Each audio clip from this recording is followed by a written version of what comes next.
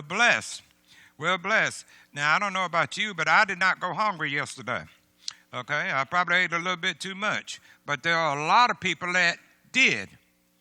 Okay, so we got a whole lot to be thankful for. I was just thinking about that, and a lot of time I listen to some of these boys on the radio and some of these big-time preachers and Dr. this and Dr. that and all that kind of stuff like that, and they sort of make it seem like that the blessings didn't come from God, but it came from them. So this morning, just for a little bit, I just want to talk with you about God's miracles are not for sale. God's miracles are not for sale. A few years back, there was a guy that used to come on the radio. He was down in Georgia or something. They called him the Georgia Prophet. And he had this program that you could buy, not buy, but he said he wasn't selling it, but you send your donation. And he sent you a little piece of cloth or whatever it was, and you was supposed to wrap it around your arm and all that, this and that, or whatever. And that's how you got God's miracles. But you didn't get anything unless you sent some money. He used to have an old saying, nothing from nothing leaves nothing. Cheap from cheap leaves poor. Write me a letter. But make sure you put some money in that letter if you want to get your blessings. But I'm thankful to God that that's not how God operates. We can't buy God's blessings. In the book of 2 Kings, and if we look at chapter 5, we're going to find a story that's about this man that had problems. He had problems, a man with a problem. And the way the story reads is that Naaman and his officials went back to Elisha. Naaman stood in front of him and announced, now I know that the God of Israel is the only God in the whole world. Sir, will you please accept a gift from me? I am a servant of the living Lord, Elijah answered, and I swear that I will not take anything from you. Naaman kept begging, but Elijah kept refusing.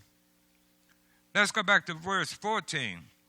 Naaman walked down by the Jordan. He waded out into the water and stooped down in it 7 times, just as Elijah had told him.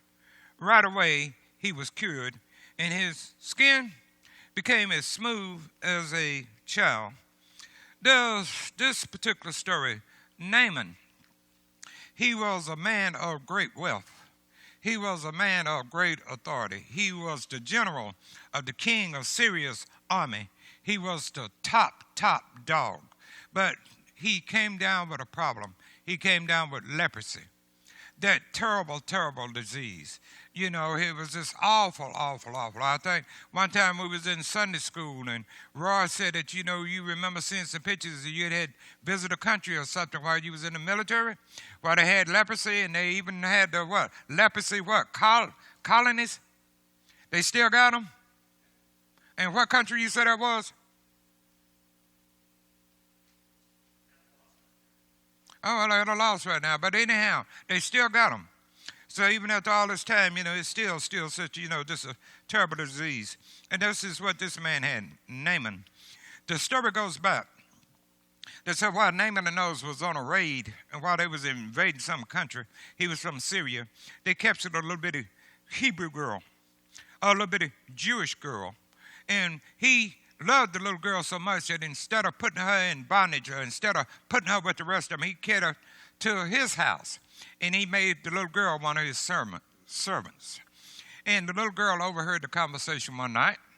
Naaman was talking about such a shape he was in with this leprosy and all that. And the little girl spoke up. You know, she said, there is a God in Israel that can cure your leprosy. And he said, what? Yes, said a God in Israel can cure your leprosy. You know, it's funny how sometimes God could even use children to tell us things. You know, a lot of time, you know, we need to pay attention, you know, to what the children will say, because God speaks through sometimes to the children. Well, anyway, with nothing else to do, he went to his king. He went to his leader, and Naaman told him the story of what the little girl had said. So, said the best thing to do then for you just get up and you get together. And you get on down there, and you get on down to Israel, and see can those people hear you. And he said, I'll send a letter. I'll give a letter to you, and you get to the king down there, and you tell him that you come down there to be healed. And when the king came down, when he carried the letter down there to the king said, hey, well, wait a minute. How can I heal anybody with leprosy? I think, hey, this man is getting ready to go to a war or something, because he sent this man down here, and I don't know nothing about no healing nobody with no leprosy. But anyhow, Elisha, the prophet, heard about it. And he sent word to the king, said, King, not to worry. So, hey, no problem. So tell him to come on down here and see me. And when he get in that name, and tell him to come down here and see me, and say, we can take care of it. Elisha, S-H-A, he was the accomplice of Elijah. Okay, that's the one that went away in the flaming chariots. That's the one that, to kill all the prophets of Baal. That's the one that told God to send down the fire, and the fire came down and it consumed the altar.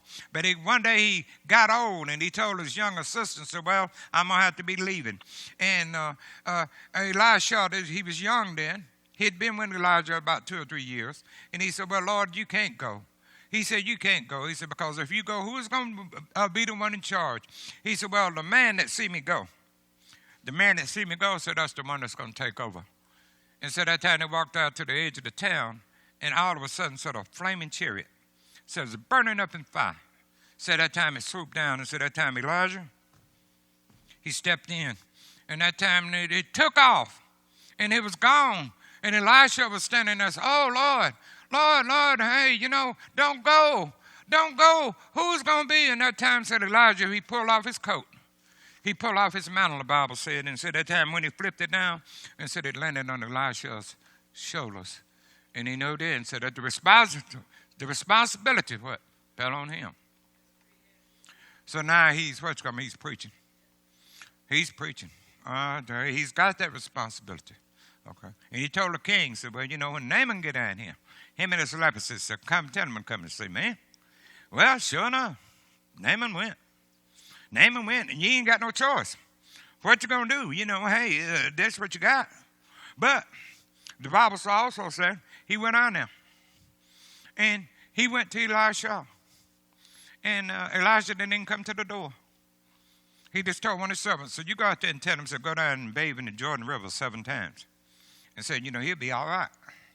And this kind of ticked Naaman off. Wait a minute now.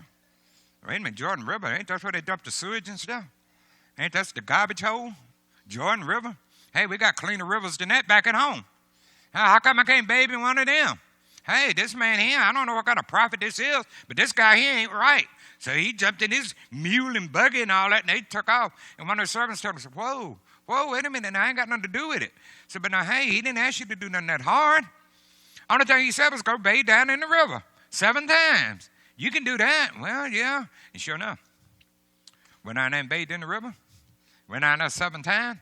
The number 7 in numerics is what? God's perfect number. Yeah, 6 days shall I labor, and the 7th day what? Rest. Okay? Hey, God's perfect number. Went down there 1 time, nothing. Come back up, nothing. I'm wasting my time. Nothing. They keep dipping. Keep dipping, his servants told him. Yeah, but it ain't nothing. It ain't nothing. I feel so stupid doing this. And then come out 7 times, and when it come up, whoa. Hey, look at my hands. Hey, look at my arms. Look at my feet. And said the Bible said his skin was as smooth as a what?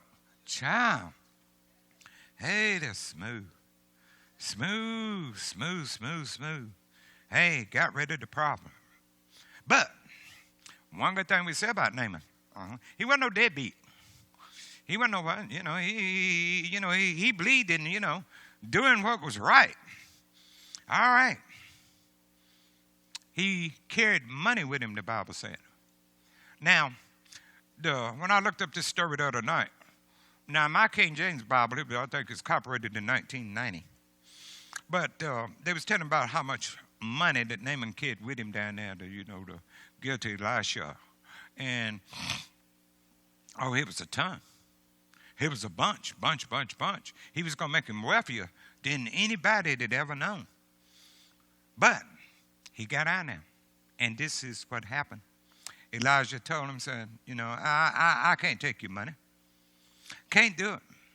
He said in 2 Kings chapter 5, verses 16 through 19, I am a servant of the living Lord, Elijah answered, and I swear that I will not take anything from you. Naaman kept begging, but Elijah kept refusing. Finally, Naaman said, if you want to accept the gift, then please let me take as much soil as 2 mules can pull in a wagon. 2 mules pulling in a wagon, that's a lot of soil. Sir, from now on, I will offer sacrifices only to the Lord. But I pray that the Lord will forgive me when I go into the temple of the god Rimmon and bow down there with the king of Syria. Go on home and don't worry about that, Elijah replied. Then Naaman left. Sir, let me pay you. Let me, man, I'm appreciative. Golly, I was in a shape. I didn't believe you at first. I didn't. But now, I'm willing to pay. Now, as I started to tell you just a minute ago now, my King James Bible is copyrighted in 1990. And even back in 1990, it's 2015 now. In 1990, they believed the amount of money that Naaman was going to pay Elisha. Now, you think about this, was almost $800,000. I think the Bible said that $785,000 is what he was willing to pay. And here's Elijah standing there talking about, I can't what? Can't take a penny. Because God's miracles are what? Not for sale. You can't put a price tag on God's miracles. People say, well, I ain't never had no miracle. Oh, yes, you did. You got up, didn't you? Didn't you make it through the 4th of July? All right, then. All right, there wasn't that a miracle? If you don't believe it was a miracle, watch Fox 21. Turn it on the news. Get on the internet when you go home. See how many people didn't what? Didn't make it. But hey, he's saying, so I'll pay you. Hey, let me pay. And then Elisha said, no. That ain't the way it goes.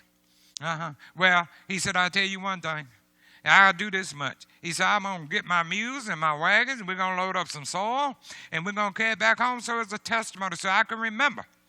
So I've got something I can bow down to. So when I get back down there in my crowd, they're going to want me to go in the temple and worship them old false gods and all. And, I'm under obligation. I might have to do it. But, hey, just tell your God. Please tell him that, hey, forgive me. Because I know now that, hey, who the true and living God is. All right. And Elijah told us, well, hey, that's all right. Go on back down there and you do it. God had a new convert. Hey, somebody had done got converted. He had to go through all these things and all that before, he could do it. All right. Now, let's see what happened. We're going to talk about lying, telling a lie in God's name. 2 Kings 5:20 through 23. After Naaman had gone on a short distance, Gehazi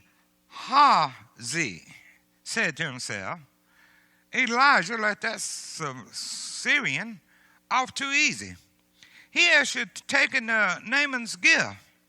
I swear by the living Lord that I will talk to Naaman myself and get something from him. So he hurried after Naaman. When Naaman saw Gehazi running after him, he got out of his chariot to meet him. And Naaman asked, is everything all right? I mean, is there a problem? Yes, Gehazi answered. But my master has sent me to tell you about 2 young prophets from the hills of Ephraim.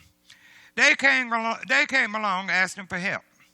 Now, Elijah wants you to know if you would give them about 75 pounds of silver and some new clothes. Told a lie. Gehazi, Elijah's servant. Now, the Bible doesn't say how long he's been Elijah's servant, but we do know he's been there for a while because he's seen him do several miracles through the grace of God. But he was standing there.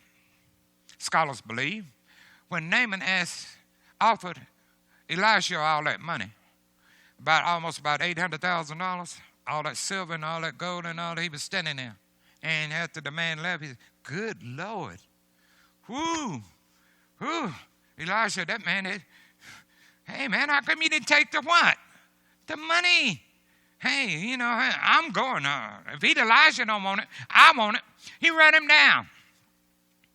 Run him down. "Hey, ho, Naaman, ho. Got some news here." Naaman said, "What? Okay, is something wrong?" Yeah. Right after you left, we had a couple of prophets, couple of evangelists come through there, and, man, they in a bad shape.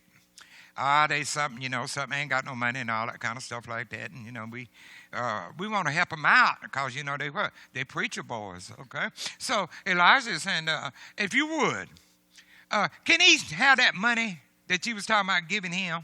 And what we're going to do, we're going to get back and give it to those boys. And Naaman said, "Oh, yeah.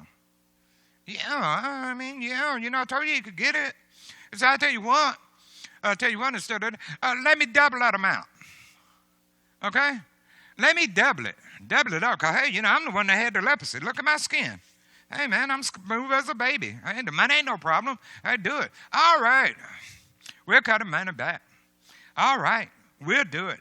And Elisha said, he really do appreciate it. The Bible said that the love of money is the root of all evil. It is. They used to say sometimes that, money was the root of all evil. Money ain't the root. You got to have money to make it. It takes money to what? To get by. But that love of money, that greed of money, see, that's what gets us in trouble. See, it's amazing some of the things that people will do for money. See, all kind of lies. Now, hey, you stand with the man of God. Hey, you done seen all the miracles that God can do. And had all of this now, and then still, hey, you worrying about, the only thing you got to think about is money. Money. Now, the man done gone. He's done whatever. He's done got healed and done gone, and he's going to run him down and tell him a big load of lies just so he could get his hands on that money. It's amazing how many people have been sold out because of $1. And just any kind of way, just whatever, amazing with the things what people will do just for that $1. The old folks used to say that, you could sell your soul. Done sold his soul, done sold out for $1. A lot of people spend their whole life killing and crime, doing drugs and doing everything, all kind of mischief, all kind of conniving, all kind of stuff, all because of that one what? $1. But let me tell you something, people. I don't care how many dollars you got. You might have a lot of them. You might be just a little bit mediocre, or you might not have none. But I tell you, when we get ready to die, all of us going to leave here with the same thing. The Bible said we come here with nothing, and we're going to leave, Chip, with what? Nothing. Okay? So the dollars ain't going to count. So now here this man is he's going to do all this rigmarole and everything. All these lies and everything else. Getting his hand on that $1. 2 Kings 5:24 through 27. It's strange how one lie leads to another. You done told one lie to get your hand on the money. So now you're going to make it back to the house. 2 Kings chapter 5, 24 through 27. All right. He gave him the money. Carried it back home. When they reached the hill where Gehazi lived, he took the bags from the servants and placed them in his house, put the money in the house, and then sent the men away. After they had gone, Gehazi went in and stood in front of Elisha, who asked, Gehazi, where have you been? Where you been? Oh, I ain't been nowhere. Nowhere, sir. Gehazi answered. I've been right here. Been right here in the yard. Elisha asked, don't you know that my spirit was there when Naaman got out of his chariot to talk with you? Gehazi, you have no right to accept money or clothes, olive orchards or vineyards, sheep or cattle or servants. You told a lie. You are lying. You was not here. He said, my spirit, my mind, God showed me a picture. I saw what you did. You can't hide nothing from God because God showed it to me. You went right on up there and I told you that God's miracles are free.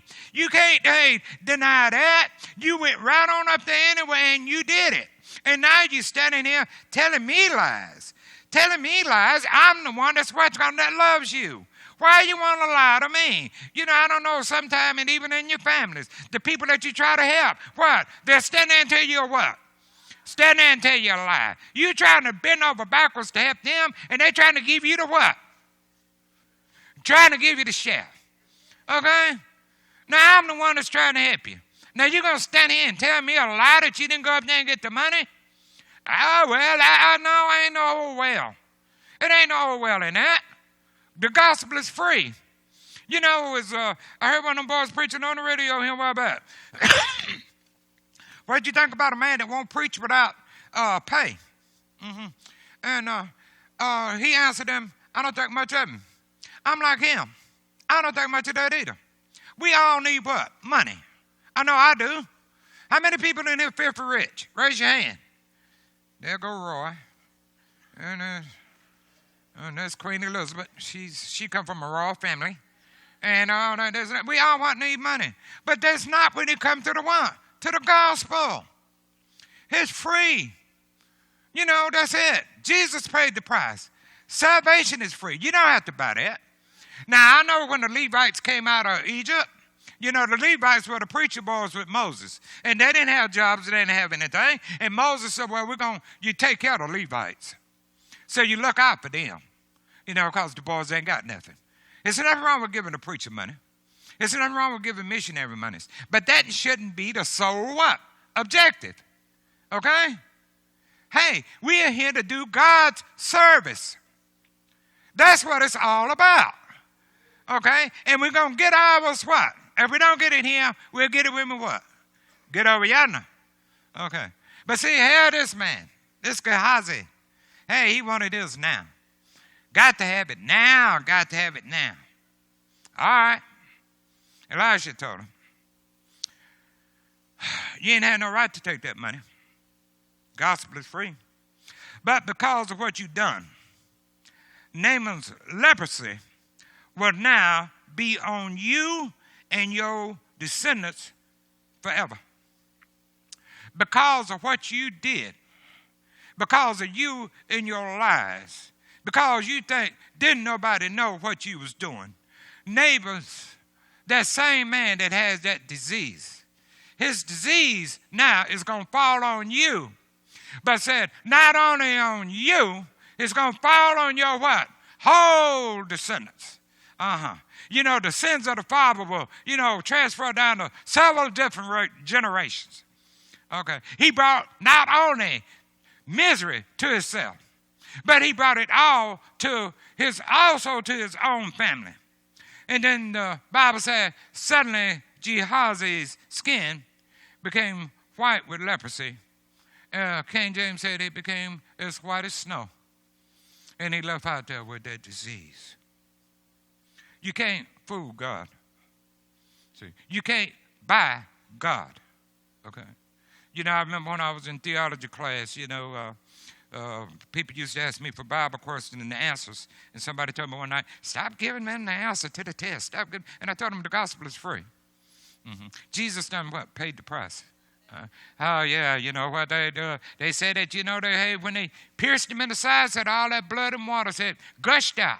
And that blood, that's what atoned our sins. So now that, you know, now that blood done gushed out, now that he done that, now that he laid his hands there, and, you know, they said they got ready to drive them nails in his hands, and it took a lot of people, they said, to hold them thieves down when they put them nails in the hand, you know, because it hurt so bad, and they had to grab them, and they had to just hold them down. Now, hit the nail, hit it, and it was just so much agony. But so when they got ready for him, so when they got ready for his right hand, said he laid it over there and they nailed that. And when they got ready for his left, he laid it over there and they nailed that. And he told us, the boy said, freely have I lived my life. He said, freely now I'm going to give it up. You know, there's the old saying said that they killed Jesus. They killed him. No, they didn't kill Jesus.